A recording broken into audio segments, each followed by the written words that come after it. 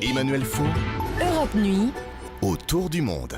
Et dans le regard international d'Henri Guirchoun, ce soir, nous vous proposons un coup de projecteur sur le Japon. 2 ans après s'être engagé à remettre sur pied l'archipel, le Premier ministre japonais Shinzo Abe est en difficulté.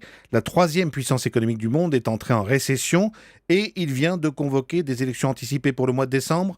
Henri, que signifie vraiment cette manœuvre ? Eh bien, Emmanuel, c'est un pari calculé, mais un pari tout de même.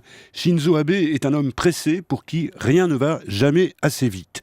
C'est aussi un homme qui a une vision nourrie au sein de l'histoire de l'Empire du Soleil Levant. D'ailleurs, en 2012, au moment de son élection, il avait centré sa campagne autour d'un thème évocateur, le grand retour du Japon, ce qui lui avait plutôt réussi, puisqu'il avait obtenu une très large majorité dans un raz-de-marée électoral qui avait laminé ses adversaires. Mais 2 ans après, cette belle machine s'est grippée, l'opinion est dubitative, sa popularité en berne, son propre parti traîne les pieds devant des réformes, notamment sur l'agriculture, qui menacent une vieille tradition de clientélisme, et l'image de son gouvernement est écornée par plusieurs scandales, avec la démission de 2 ministres, 2 femmes, dont il avait fait la vitrine d'un changement d'époque. Alors, Shinzo Abe, le fonceur, a décidé de renverser le jeu pour rebondir et reprendre la main. Mais est-ce qu'il est assuré d'obtenir une nouvelle majorité et donc lui-même de rester Premier ministre ? Bien, en croire les derniers sondages, 2 tiers des Japonais avouent ne pas très bien comprendre les raisons de ce scrutin surprise. Il n'est donc pas impossible que la coalition au pouvoir perde des plumes dans cette affaire,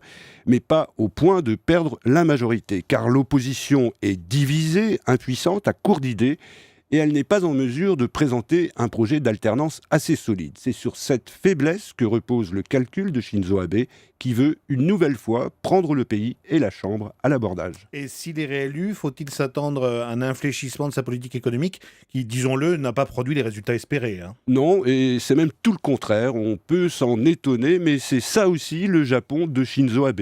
En Europe, les dirigeants nous demandent toujours d'attendre la fin de leur mandat pour les juger, pour faire le bilan de leur action. Lui, il fait l'inverse. Il demande aux Japonais tout de suite de croire qu'il n'y a pas d'alternative à une politique de relance massive, une politique qui porte d'ailleurs son nom, ce sont les fameux Abenomics, cette combinaison de réformes destinée à relancer la consommation en faisant marcher à tout va la planche à billets. Et 2 ans avant la fin de leur mandat, il dit aux Japonais « Faites-moi confiance, ça va finir par marcher, mais à condition qu'on lui laisse les mains libres et tout de suite. » Shinzo Abe veut aussi imposer des réformes qui risquent de transformer une société traditionnellement pacifiste. Oui, plusieurs mesures qui s'inscrivent dans sa vision d'un nationalisme décomplexé et d'un Japon maître de son destin. Il veut relancer le nucléaire malgré les réticences d'une population traumatisé par la catastrophe de Fukushima. Il a aussi imposé une loi sur la protection des secrets que beaucoup jugent liberticide et il veut surtout amender la Constitution pour autoriser l'armée japonaise à intégrer un système de défense collectif, autrement dit, permettre au Japon de se défendre, y compris en attaquant. Et là, évidemment, Henri, on comprend que c'est la Chine qui est d'abord visée. Absolument, cette Chine que le Japon avait autrefois envahie, dominée, asservie, et qui est aujourd'hui devenue la superpuissance qu'on sait, avec les ambitions qui en découlent. Pas facile vu de Tokyo.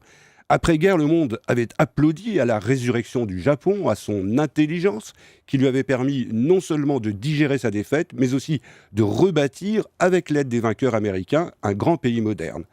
Il n'est pas certain que l'essor irrépressible de la Chine produise aujourd'hui le même effet. Le Pacifique est peut-être devenu un nouvel Eldorado, mais c'est aussi un sacré champ de mines. Le scrutin coup de poker du Premier ministre japonais dans le regard international d'Henri Guirchoun. Merci Henri.